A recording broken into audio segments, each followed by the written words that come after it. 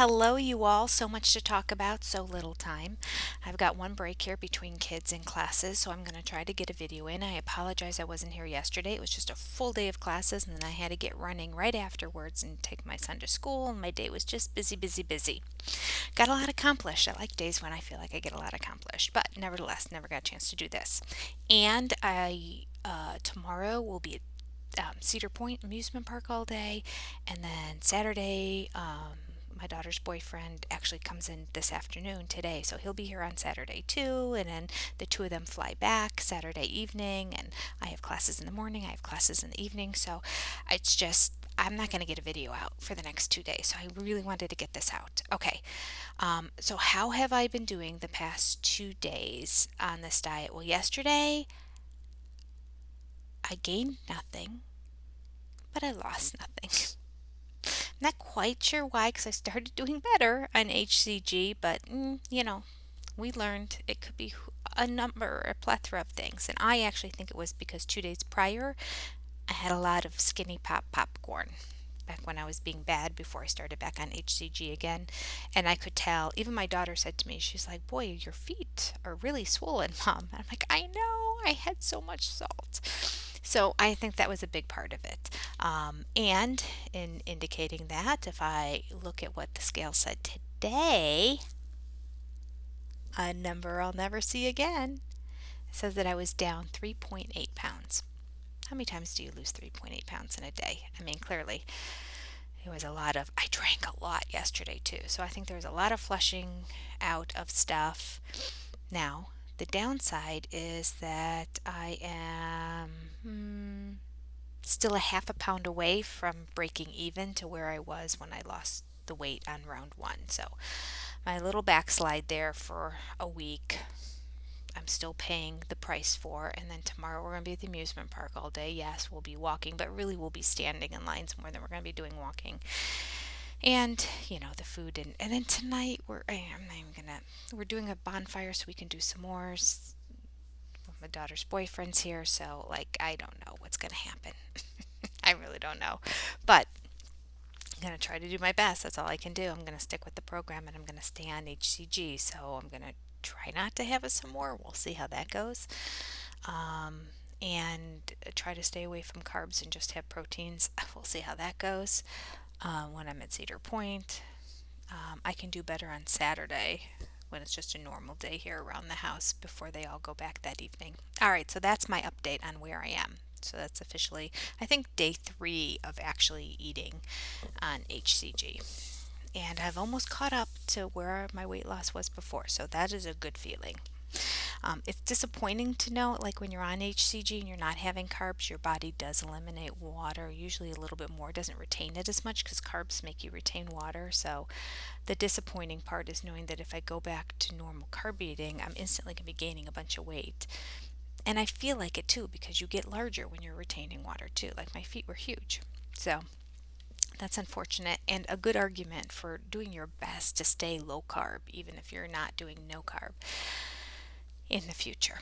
Okay, so what are we going to talk about today? I want to continue on what we were talking about last time, and I was totally going to skip this whole section of the protocol because it's lengthy and the title is Pregnancy and Obesity, and I thought, okay, nobody is on this diet and pregnant, so I'm just going to skip over this and I don't care what it has to say. And the next section I thought was kind of interesting. This is a whole lot of background information on just HCG and how we found it and how it works and all that, and really there's almost no videos out there explaining all of this. So I am going to read it directly from the protocol. It is not about being pregnant, and it's about how they discovered more about HCG in pregnant women, because of course HCG, as we know, is a hormone never found in men and only found in women when they are pregnant. All right, so I'm going to read to you about it so we can learn a little bit more about the origin of HCG and how it works, so you have that background information when you make a choice of whether you want to do this diet or not. Okay, here we go.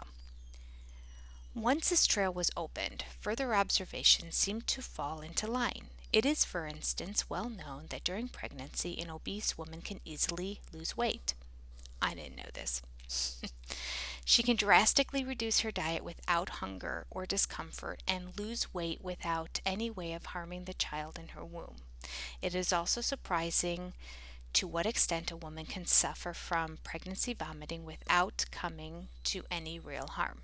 And I will side note and say that I did have a girlfriend who suffered significantly with the morning sickness stuff and vomiting. And even if she wasn't vomiting, she felt nauseous, so she didn't want to eat in that. And she literally, and she had two pregnancies. In both pregnancies, she had lost 10 pounds from the beginning of the pregnancy to the end, but she had a full baby and she delivered perfectly normal over 7 pound babies. So this is the HCG hormone that the amazing creator put in our body to protect that child despite ourselves or despite anything else that might be going on in our lives.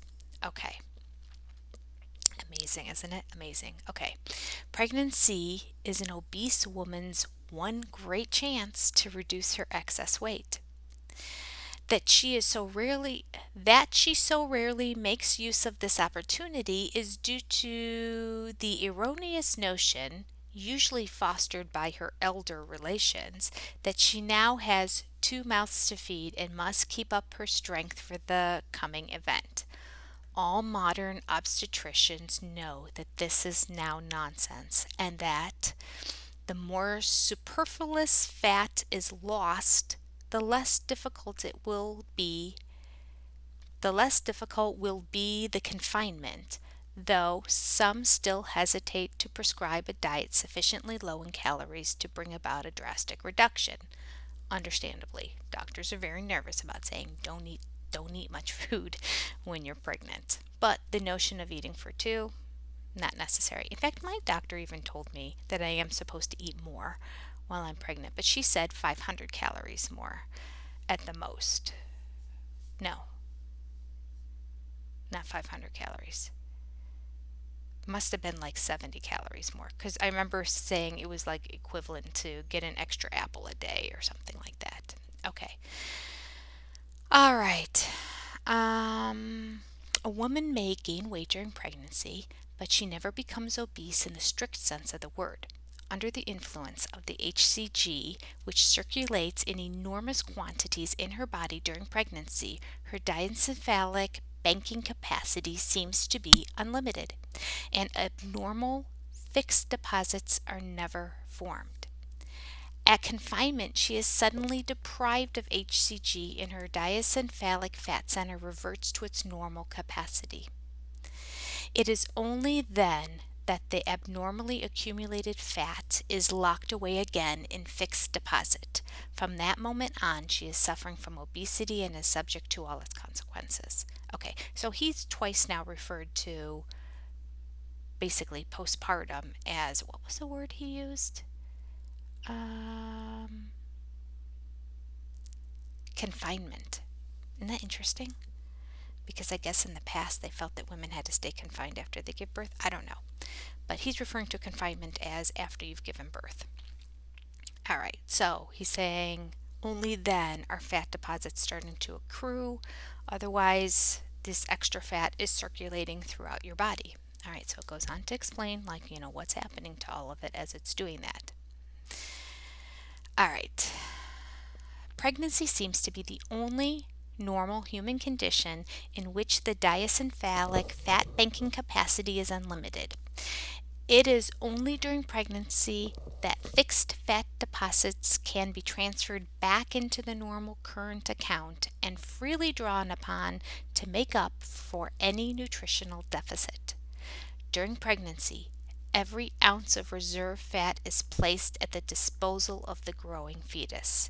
Were this not so, an obese woman whose normal reserves are already depleted would have the greatest difficulties in bringing her pregnancy to full term.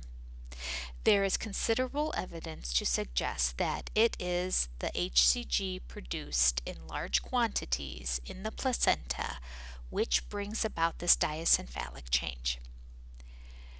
Though we may be able to increase the diencephalic fat banking capacity by injecting HCG, this does not in itself affect the weight. Just as transferring monetary funds from a fixed bank account to a current does not make a man any poorer.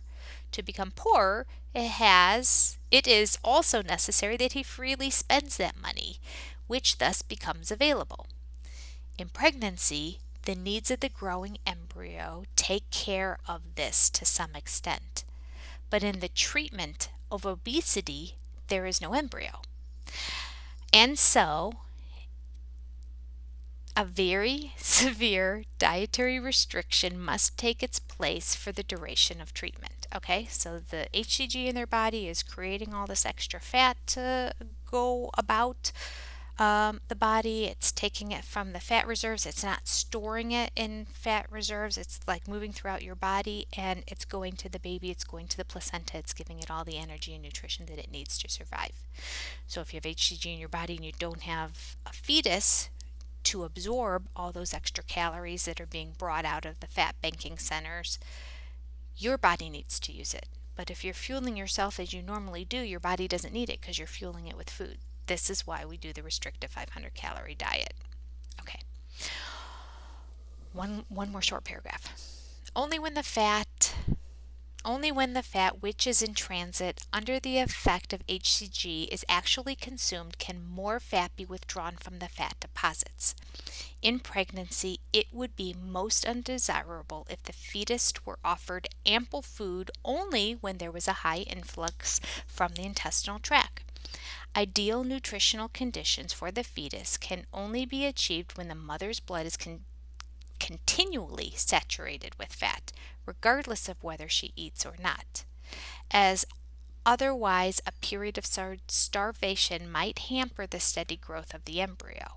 It seems that HCG brings about this continual saturation of the blood, which is the reason why these obese patients under treatment with HCG never feel hungry in spite of their drastically reduced food intake.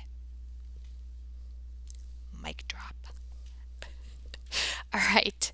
So, this just explains it all. This goes back to the basic root of it, but it really dives a little deeper into explaining about pregnant women and how this HCG is in their bodies and how the fetus is using it, and how women, and it didn't say this, but I've heard this analogy. I haven't read it again in the protocol on my own, but I've heard many people refer to it, and that is that this is how women in countries where they're not getting much food, in third world countries, are delivering perfectly normal babies despite the fact they're emancipated.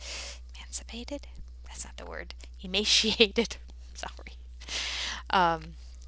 And need more nutrition themselves. So they're malnourished. We'll use that word.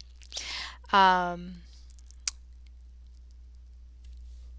then it explains, so if your body is given this HCG when you're not pregnant and there's no fetus there, the HCG in all situations is keeping a saturation of your fat in your bloodstream, so it's pulling it and putting it into your bloodstream. But if your body doesn't need it to use and there's no fetus for it to use, what are you going to do with all this extra fat? It's just going to keep you're not going to be losing any weight. In fact, you might start to gain weight because now you have all these calories that you're taking in on top of the extra fat reserves that are in your bloodstream. Way more calories than your body needs, which is why you restrict the calorie intake when you're on HCG.